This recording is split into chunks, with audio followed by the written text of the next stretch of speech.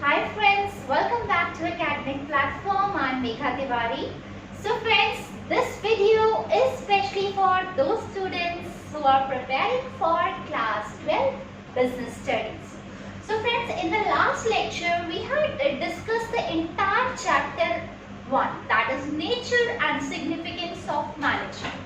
Friends हमने chapter 1 बहुत अच्छे से डिस्कस कर लिया था. आई होप आपको वो अच्छे से समझ आया हो, पर फिर भी अगर आपने नहीं देखा then please watch that video also, जहाँ पे मैंने पूरी तरह से कॉम्प्रिहेंसिव टॉपिक जो हमारा था, हर एक टॉपिक को बहुत ही डिटेल में समझाया. सो फ्रेंड्स, आज की हम लोग वीडियो में न्यू चैप्टर स्टार्ट कर रहे हैं, that is principles of management. But before starting it, I would like to request every student, friends, as we all know कि हमारा जो 12th का जो हमारा सिलेबस है, जो आपका एग्जाम का क्राइटेरिया है, उसमें केस स्टडीज बहुत ज़्यादा पूछी जाती है. फ्रेंड्स, केस स्टडीज आप लोगों ने 11th क्लास में भी करी, पर 12th की भी केस स्टडीज आप बहुत ज़्यादा फैमिलियर होंगे. पर before starting this video, I would like to request every student who is watching this video that please आप अपने कॉन्सेप्ट्स पूरी तरह से क्लियर करना. Concepts clarity is very important, because अगर आपके कॉन्सेप्ट्स क्लियर हैं तो आप इजीली जो है बहुत अच्छे मार्क्स से, बहुत अच्छी परसेंटेज से ये सब्जेक्ट क्वालिफाई कर सकते हो. So guys, I would like to request कि हम जो भी यहाँ पे पढ़ रहे हैं ये बहुत इनफ है आगे की आपकी जो स्ट्रैटेजी होगी उसके लिए. तो प्लीज आप लोग एक एक कॉन्सेप्ट को अच्छे से समझिए, और किसी भी तरह का कोई भी क्वेरी है तो यहाँ हम लोग हैं आपकी हेल्प करने के लिए. प्लीज आप कमेंट बॉक्स में अपनी क्वेरीज पूछ सकते हैं. एंड अगर आपको ये वीडियो अच्छी लगी then please recommend to others students also and press the bell icon for subscribing my channel. So friends, आज हम लोग डिस्कस करने वाले हैं प्रिंसिपल्स ऑफ मैनेजमेंट, ओके. हमारा चैप्टर 2 है. तो गाइस, हम चैप्टर 2 में डिस्कस करने वाले हैं सबसे पहले कि प्रिंसिपल्स ऑफ मैनेजमेंट होते क्या हैं. गाइस ध्यान रखिएगा, principles of management are basically general guidelines. Principles of management हमारी जो है जर्नल गाइडलाइंस होती है. जर्नल गाइडलाइंस मीन्स कि किसी भी बिजनेस को, किसी भी ऑर्गेनाइजेशन को स्टार्ट करने से पहले आपको कुछ जर्नल गाइडलाइंस को फॉलो करना पड़ता है. किसी भी ऑर्गेनाइजेशन के अंदर कोई भी बिजनेस जब आप स्टार्ट करने जाते हो तो उसके कुछ जर्नल गाइडलाइंस होती है, कुछ नॉर्म्स होते हैं, कुछ रूल्स होते हैं, कुछ रेगुलेशंस होते हैं, जिनसे फैमिलियर रहना आप सभी लोगों को बहुत ज़्यादा ज़रूरी है. तो उसी को हम लोग कहते हैं principles of management. It means general guidelines which you must have to go through while starting up any kind of business. Friends, आपको मैं एक एग्जांपल देती हूँ. जैसे सपोज आप किसी भी कॉम्पिटिटिव लेवल का कोई एंट्रेंस एग्जाम आप लोग जब भी उसका एग्जामिनेशन फॉर्म भरते हो तो उसकी कुछ टर्म्स एंड कंडीशंस होती है. उन टर्म्स एंड कंडीशंस को एक्सेप्ट करते हुए ही आप आगे बढ़ते हो. सिमिलरली ये बिल्कुल वैसा ही हम लोगों का एग्जाम्पल हम लोग ले रहे हैं कि जब भी आप कोई बिजनेस सपोज स्मॉल स्केल पे स्टार्ट कर रहे हो, मीडियम स्केल पे स्टार्ट कर रहे हो या लार्ज स्केल पर स्टार्ट कर रहे हो, तो उस बिजनेस से रिलेटेड कुछ नॉर्म्स, कुछ रूल्स, रेगुलेशंस को फॉलो करना बहुत ज़्यादा ज़रूरी होता है. जैसे कि एक एग्जाम्पल हम लोग और देते हैं. आपने क्लास 11th में मेमोरेंडम ऑफ एसोसिएशन और आर्टिकल ऑफ एसोसिएशन के बारे में पढ़ा होगा. फ्रेंड्स, मेमोरेंडम ऑफ एसोसिएशन जो होता है वो हमारी कंपनी का सबसे सुप्रीम डॉक्यूमेंट होता है, जिसके अंदर हम कंपनी का नाम, कंपनी का रजिस्टर्ड एड्रेस, कंपनी के अंदर जितने भी पार्टिसिपेंट्स होते हैं उन सब की डिटेल्स, आपने कितनी शेयर कैपिटल लगाई, आपका जो कैपिटल कंट्रीब्यूशन है वो किस कैपिटल से आपने अपना बिजनेस स्टार्ट किया, ये सब चीज़ हम मेंशन करते हैं. Guys, similarly article of association के अंदर हम लोग रूल्स एंड रेगुलेशंस बनाते हैं. हमारे कुछ रूल्स होते हैं, रेगुलेशंस होते हैं, जिनको आपको टाइम टू टाइम फॉलो करना होता है. और अगर आपने कोई भी ऐसी ट्रांजैक्शन की जो उस रूल्स एंड रेगुलेशंस के अगेंस्ट जाके हो, doctrine of ultra wire transaction. Doctrine of ultra wire transaction guys, इसे हम कहते हैं अगर सपोज कोई भी आप ऐसी एक्टिविटी कर रहे हो कंपनी में रहते हुए जो कि कहीं ना कहीं आपके आर्टिकल ऑफ एसोसिएशन, आपकी कंपनी के रूल्स रेगुलेशन से बाहर हटके हो, उसे हम doctrine of ultra wire transaction कहते हैं, और जिसकी कोई भी वैलिडिटी नहीं होती लॉ की नजर में। लॉ की नजर में इसका कोई भी एग्जिस्टेंस नहीं होता। सिमिलरली फ्रेंड्स, किसी भी बिजनेस को स्टार्ट करने से पहले you must have to go through with the journal guidelines, only then you can able to start your business. I hope आपको ये कॉन्सेप्ट अच्छे से क्लियर होगा।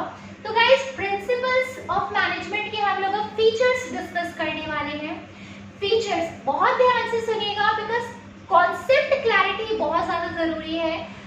आपके जो क्वेश्चंस हैं वो इसी तरह से मूव होकर आते हैं। Identify the feature which had been described in the above case। तो आप कैसे लिखोगे फीचर? तो आपको कॉन्सेप्ट तो क्लियर होना चाहिए। अगर कॉन्सेप्ट क्लियर होंगे then you can able to answer it very well। So friends, journal guidelines के ऊपर हम लोग बात कर रहे हैं। फॉर्म्ड बाय यानी प्रिंसिपल्स ऑफ मैनेजमेंट जो होता है, सबसे पहला हम लोग फीचर पढ़ेंगे। प्रिंसिपल्स ऑफ मैनेजमेंट क्या होती है? ये जर्नल गाइडलाइंस होती है। जर्नल गाइडलाइंस मतलब कुछ ऐसी जर्नल गाइडलाइंस, कुछ ऐसी टर्म्स कंडीशंस जिनको गो थ्रू करना बहुत ज्यादा जरूरी होता है, जिनको पढ़ना एक बार बहुत ज्यादा जरूरी होता है किसी भी बिजनेस को स्टार्ट करने से पहले। गाइस, इसीलिए हम लोग इसे कहते हैं journal guidelines. Similarly next is formed by practice and experimentation. ये बहुत ध्यान से सुनिएगा गाइस, जो हम प्रिंसिपल्स बनाते हैं, मैं यहाँ पर डिस्कस करूंगी हेनरी फ्योल के बारे में। हेनरी फ्योल कौन है? आप लोग ये सोच रहे होंगे हेनरी फ्योल कौन है? गाइस, हेनरी फ्योल हमारे बहुत ही रिनाउंड फादर ऑफ मैनेजमेंट रह चुके हैं, जिनको हम बेसिकली फादर कहते हैं मैनेजमेंट का। हेनरी फ्योल ने बहुत इंपॉर्टेंट प्रिंसिपल्स बनाए हैं। गाइस, हेनरी फ्योल ने 14 प्रिंसिपल्स ऐसे बनाए थे, 14 प्रिंसिपल्स बनाए थे हेनरी फ्योल ने, जो कि हमारे फादर ऑफ मैनेजमेंट है। तो इन्होंने बहुत सारी इसके ऊपर प्रैक्टिस किया, इन्होंने एक्सपेरिमेंट्स किए, तब जाके वो प्रिंसिपल्स फॉर्मुलेट हुए। सपोज मान लीजिए यहाँ पे मैं एक छोटा सा एग्जांपल लेकर समझाना चाहती हूँ, जिससे आपके आगे के भी पॉइंट्स क्लियर हो जाएंगे। गाइस, हेनरी फ्योल का एक प्रिंसिपल है डिवीजन ऑफ वर्क। ठीक है, आप पर इसी पॉइंट पे रहिएगा, आप बस यहाँ देखिएगा दैट हेनरी फ्योल ने एक प्रिंसिपल बनाया है अपने 14 प्रिंसिपल्स में से, डिवीजन ऑफ वर्क। इसका मतलब होता है कि जब आप एक बड़े से टास्क को, जब आप एक बड़े से वर्क को छोटे छोटे यूनिट्स में डिवाइड कर देते हो। सपोज मान लो आपको बहुत बड़ा प्रोजेक्ट दिया बनाने के लिए, आपने क्या किया, कुछ पेजेस अपने किसी एक फ्रेंड से लिखवा लिए, कुछ किसी और से लिखवा लिए, कुछ किसी और से लिखवा लिए। इससे क्या हुआ, आपका काम फटाफट हो जाएगा, आपका काम बहुत ही एफिशिएंसी से हो जाएगा। सिमिलरली जब हमारे ऑर्गेनाइजेशन के अंदर एक बड़ा सा टास्क होता है, तो उस टास्क को कोई भी एक अकेला पर्सन तो हैंडल नहीं कर सकता। तो हम क्या करते हैं, हम उस बड़े से टास्क को छोटे छोटे यूनिट्स में डिवाइड कर देते हैं, छोटे छोटे यूनिट्स में डिवाइड कर देते हैं, जिसके काम भी टाइम पे खत्म हो जाता है, लोगों की एफिशिएंसी भी बढ़ती है, और साथ के साथ हमारे ऑर्गेनाइजेशन के अंदर स्पेशलाइजेशन क्रिएट होता है। तो गाइस, जो प्रिंसिपल हेनरी फ्योल ने बनाए होंगे, तो जो भी प्रिंसिपल्स हम लोग बनाते हैं वो ओवरनाइट फॉर्मुलेट नहीं हो जाते कि रात में आप सोए, आपने सपना देखा और सुबह उठ के कोई प्रिंसिपल फॉर्मुलेट कर दिया। No, this is not done, this is not the right way. Guys, यहाँ पर हम लोग जो भी प्रिंसिपल्स बनाते हैं, it formed by lot of practice, lot of experimentation is necessary, only then you can make the principles of management। Guys, similarly जो हमारे हेनरी फ्योल ने प्रिंसिपल्स बनाए हैं वो ओवरनाइट फॉर्मुलेट नहीं हो गए कि रात में कोई ड्रीम देखा और सुबह एक प्रिंसिपल बना दिया। नो, यहाँ पे उन्होंने एफर्ट किया, उन्होंने बहुत प्रैक्टिस की, एक्सपेरिमेंट किया बार बार कि क्या वर्क को डिवाइड करने से एफिशिएंसी बढ़ती है, को छोटे छोटे यूनिट में डिवाइड करें तो क्या स्पेशलाइजेशन बढ़ता है? जी हाँ, बिल्कुल बढ़ता है। तो that means it is followed by practice and experimentation. So friends, next is flexible, that means dynamic. Dynamic means कि आप अपने प्रिंसिपल्स को चेंज कर सकते हो। यस, जैसे कि हमने चैप्टर 1 में डिस्कस किया था जब हम नेचर ऑफ मैनेजमेंट पढ़ रहे थे और हम टॉपिक पढ़ रहे थे is management is a science, is it a full fledge science और is it a partial science. तो हमारा रिजल्ट निकल के आया था yes, management is a science but it is not a full fledge science, because science के principles are rigid in nature, science की theories are rigid in nature. अगर आप बॉल ऊपर फेंकोगे तो बॉल नीचे आएगी, this is by law of gravity, gravitational force of earth. तो दिस मीन्स कि सिमिलरली जब हम प्रिंसिपल्स फॉर्मुलेट करते हैं मैनेजमेंट के अंदर, वो आप चेंज कर सकते हो। इट बेसिकली ये सिचुएशन टू सिचुएशन डिपेंड होता है कि आप किस सिचुएशन में कौन सा प्रिंसिपल अप्लाई करोगे। जैसे कि एक आपको एग्जांपल देते हैं हम कि एक तो हमने एग्जांपल पढ़ लिया डिवीजन ऑफ वर्क, एक और हमारे हेनरी फ्योल का एक और प्रिंसिपल है सपोज इक्विटी। फ्रेंड्स, इक्विटी कहता है there should be no any kind of discrimination on the basis of sex, religion and caste in the organisation. इससे क्या होता है कि अगर आप किसी भी तरीके का डिस्क्रिमिनेशन नहीं करोगे तो आपका काम भी टाइम पे कंप्लीट होगा, कॉन्फ्लिक्ट्स नहीं होंगे, कोऑर्डिनेट होएगी चीजें, आपस में कोऑपरेशन रहेगा, तो people will able to focus more over on the goals rather than fighting with each other. So friends, अब हम लोग बात करेंगे, सपोज मान लो आपके ऑर्गेनाइजेशन के अंदर डिस्क्रिमिनेशन हो रहा है, डिस्क्रिमिनेशन हो रहा है तो आप कौन सा प्रिंसिपल अप्लाई करोगे? इक्विटी अप्लाई करोगे। तो it means it depends upon the prevailing situation. It means कि हमारे जो प्रिंसिपल्स हैं मैनेजमेंट के वो फ्लेक्सिबल हैं।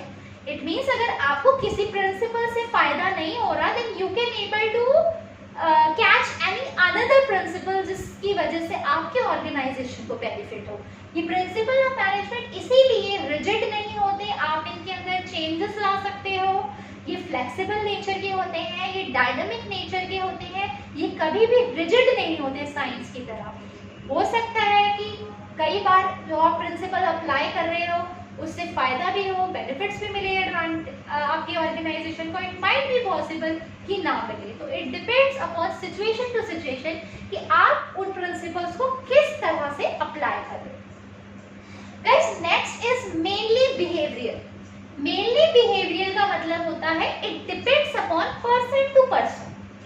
सपोज मान लीजिए आप सब लोग यहाँ पे बिजनेस स्टडीज पढ़ रहे हो, कॉमर्स के स्टूडेंट्स हो, कल को आप अच्छे कॉलेज से अपनी ग्रेजुएशन कंप्लीट करोगे, पोस्ट ग्रेजुएशन कंप्लीट करोगे, देन आफ्टर दैट आप किसी मल्टीनेशनल कंपनी को ज्वाइन करते हैं, तो आप सब लोगों ने बिजनेस पढ़ रखा है।